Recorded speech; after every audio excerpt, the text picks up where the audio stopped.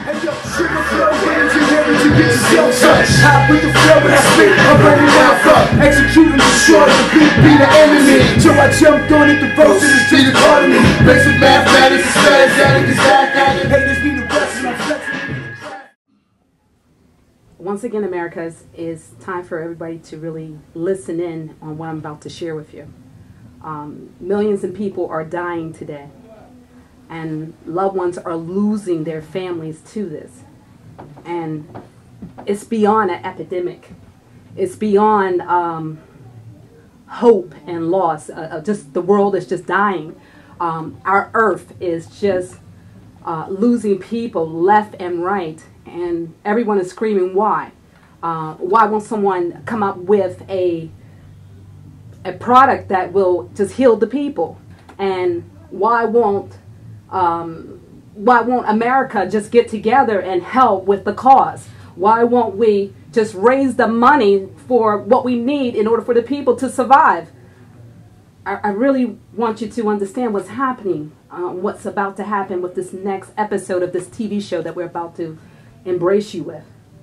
And we cry out right now for everyone, and we just want to say to you that we understand and we're there with you.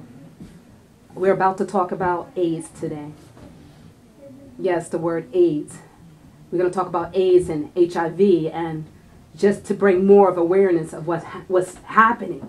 I'm very emotional now on just talking about it. And so at this time, I'm going to turn you over to LC, which is, LC is a major hip-hop artist, and he is just heartbroken about everything that's happening, and he just wants to express to the world about his concern and what can we do and how can we help with this. And he's going to introduce an author that's going to talk a little bit more about it. Let's welcome LC, a.k.a. Levon Collins. Yo, what's going on, y'all? I want to talk to you guys about something that's very important, which is a disease called AIDS we all familiar with. We all know this affects a lot of people, family, friends, affiliates, co-workers. You could be sitting next to someone now who has that and don't know. However, I feel like we're here to educate, because that's what it's all about, educating. And by doing that, I'm going to ask, for the help of my good buddy over here that I just met named Haashim, El-Amin, who has a book out here called Love AIDS. And I'm going to introduce y'all to him so he can speak on his book and let you guys know the things that you should know. Thank you, Jose. Absolutely. A lot of people ask me, they say, what was your motivation? What made you write a book about AIDS? What made you tackle such a big topic? And I think the first couple of words in my book kind of covers that for me, so I'd like to read you guys the whole passage. It says, I lied to my daughter for the first time today. She looked up at me with all my muscles and asked, but I always protected from monsters. Nonchalantly, I looked down into her bright eyes and said, of course, only that day that it hit me, that there was one monster I can't protect her from, that's HIV. Please help me save our children. So that's just been a model of everything that I'm moving towards. That's real deep, man. That's real deep. Because that is the only thing that you can't save her from. Yes. And people should know that. I want to know what was the inspiration behind it? Because a lot of people don't want to tackle this topic, man. When I was away, one of my best friends passed away from disease, and he refused to get treatment. He just wanted to be a renegade, so he took it the whole opposite way and ended up killing himself, shall I say. And I vowed to myself and everybody around me that I would do something if it would save one person to write something that was going to touch people, because I've always been good with the pen. I had a couple other books, but I said none of those books can impact anybody. This is the major event. Right. This is what's happening and needs to be changed. And a lot of times if you read a book and you go through these characters and you feel it, and it makes you change. I mean, I've had people crying. I've had people say that they will always use protection now, whether they're lying or not is on them, but they might. Right. And that's my cause. That's my first cause. The second cause is my daughter, as I spoke. 8 years old, she's developing a body now. I'm looking at her, I'm knowing that it could be some pervert, some older guy infected that can possibly give it to her. And what can I do? She come home and say, Dad, I'm not pregnant, but I'm sick. Right. So so if we have the power, I feel like I needed to do something. And that's it. This is a community changer right here in itself. This is a community changer right here in itself. The fact that you said that you may not change a person's mind, but at least you give them the opportunity to think about it now. Yeah. So if you never thought about it, using protection or getting checked, they're doing it now. Yeah, exactly. For books like this. What's some advice that you could tell someone, or what should they do to become more of aware on how to protect themselves, how to avoid this from this situation from happening to them or someone they know? I can say stop being ignorant. I mean, you know, because it's not like AIDS came in '80s and late '80s and you don't know what's going on. You don't know how you contract it, and you still have these misconceptions of how you can get it. You know what you can do to get it and what not to get it. So stop getting drunk. Stop going to the bar. Stop going home. Stop putting your life on the line just for one night of pleasure, then waking up and regretting the next day, because it only takes one time for it to habit you and habit you. So you keep gambling long enough, you're gonna lose your money. I mean, it's simple mathematics. And you know, for your children, at least set that simple for them. If you're not gonna do it for yourself, because they living in a world with music and everything else, got to have them believing that unprotected sex, not being monogamous, is the thing to do. And we live in a world where you can't do that anymore. It's not the '80s where you could just have sex and get somebody pregnant. That was the worst thing. Now you can have sex and lose your life. That's right. So with that being said, then do it for your children. I mean, be a good example for them. Let them see that if you really care about them. You have something in this book that I found interesting in the headings of your chapters. One particular that I am interested in knowing about is, it's called The Proposal. Could you just set that up for me real briefly and let us know? Because that sticks out, The Proposal. Yeah. I don't want to give a story where I don't want to give it away. Without trying to dancing around it. I just want to know where the headings for the chapter, not giving me the story, but just let us know, because these are real situations. The cruise, the proposal. These things are like, you know, like. If y'all still get the book, listen. Get the book. It's a couple. One of them has HIV. The guy, he developed it. The female goes with him the whole time. She doesn't have it. He always kept her from it. They go on a run, end up with a murder spree, all different kind of things. And he proposes to her. Put it that way. You don't know if she said yes or no. So that'd be the suspense. See what I just did? I just wanted to give y'all something, but you see how interesting that already grabbed you. It already grabbed you. And although we just had a little moment of smiles, this is a serious matter. You know what I'm saying? So support this young brother, man.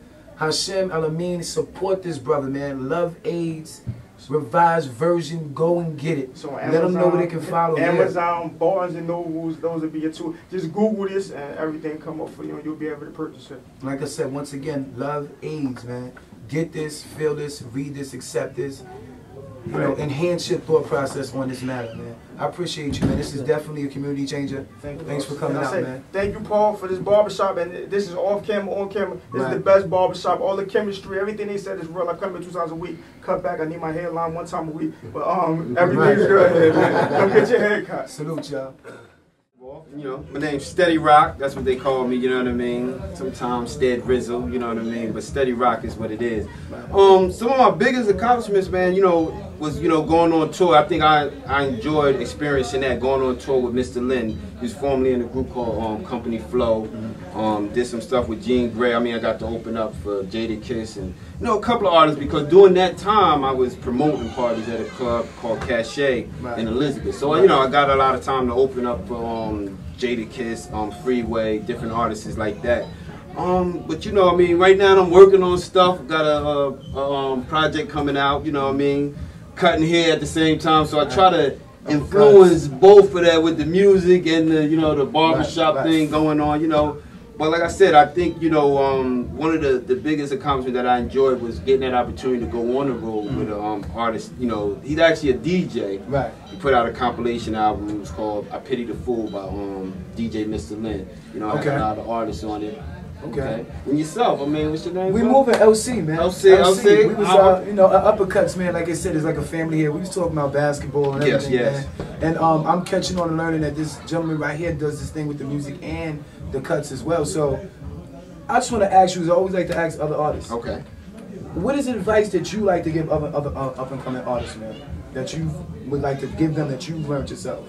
I think one of the things I said that I've learned myself is that, you know, you definitely have to invest in yourself. Not necessarily always money, but the time. Make sure you give yourself the time to do your craft and, you know, put your all into it. Because I think that's the most important thing, because we have a lot of people, you know, you can say that you do it, but if you ain't out there doing it or putting the steps and the effort towards it, and without no reward at the beginning, you know what I mean? So it's got to be like a delayed gratification. You know, you got to see it before it comes. You know what I mean? So I think, you know, the most biggest, what I tell like young artists, not just young artists but any artist, you know what I mean, is that you know, invest in yourself, whether it's the time, financially, you know what I mean, and really invest into your craft and everything like that. Where do you feel like the state of hip hop is at?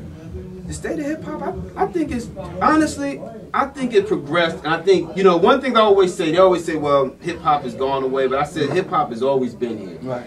I think that we need all aspects of hip hop, Right. you know what I mean? Because if we didn't have the MC Hammers or the Vanilla Ices, it never would have progressed to the Eminems and all of these people to take it to a whole international level and everything, you know what I'm saying? Right, right. So that's a good point that he just said. Music, you know, evolves.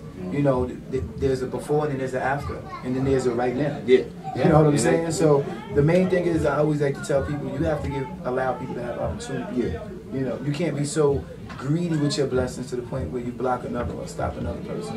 You know what I'm saying? So I want to ask you, writing the music, where do you get your sources? Where do you get your topics? Where does your inspiration come from? And what are some MCs that have inspired you?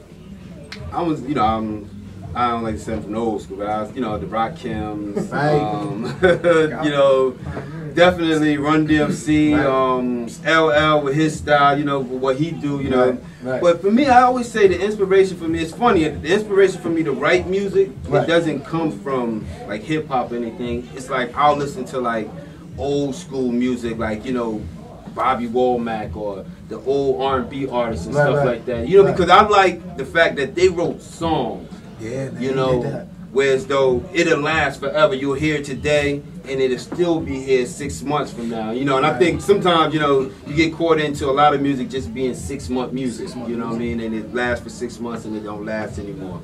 You know? So let me ask you something. Who are you listening to? When you in the car, you in the house, who are you listening to? If I'm not listening to me, myself, but you know, I want to be humble, but you know, right now I like Rick Ross. You know, Jay-Z, big fan of Jay-Z. Who else? You know, let's go down. I'm eclectic when it comes to music, so you know, I'm trying to find artists that haven't been exposed, you know, and give them opportunity to listen to their music. But as far as from the hip hop aspect, it had to be right now Rick Ross and Jay-Z. I'm always listening to Jay-Z. You know, I mean, I just like his elevation and where he came from and where he going now. It's funny you said his elevation is like it feel like you've seen the whole thing, right? You just you know, because I mean I tell a story all the time. It's funny, like I say something about hip hop. It's like, well, when I used to like listen to Jay-Z album when he first started, you'd be like, God, no, man, like you don't want to go in the club. You got to be on 22s and everything. But I like the way that he grown as an artist, and whereas though now you listen to his music, it's more, you know, about what's going on in the world and stuff. And I think, you know, we have to accept and give that balance to an artist, whereas though, you know, you have to grow. When you're young, you're going to talk about these things, and as you grow into the music, your mind is going to expand and you're going to talk about more. So, you know, I like the fact that he grew with his music, you know, and I like where it's at right now. All right. We just want to say we appreciate you. You know, thanks for stopping through and kicking it with me, man. Catch up with you soon. Hey, I look forward to hearing some of your stuff, brother. You definitely will. Thanks. Okay, guys, can we? Hey, and I'm gon' get mine. Homie, don't you mess with Hey, and I'm gon' get mine. Homie, don't you mess with Hey, and I'm gon' get mine. Homie, don't you mess with Hey, and I'm gon' get mine. Homie, don't you mess Let's with go. I'm what they talking about. Homie, we done block. Hey, I'm what they talking about. Homie, we done block. Hey, I'm what they talking about. Homie, we done block. Hey, I'm what they talking about. Homie, we done block. Let's go. Ain't no secret how I'm speaking.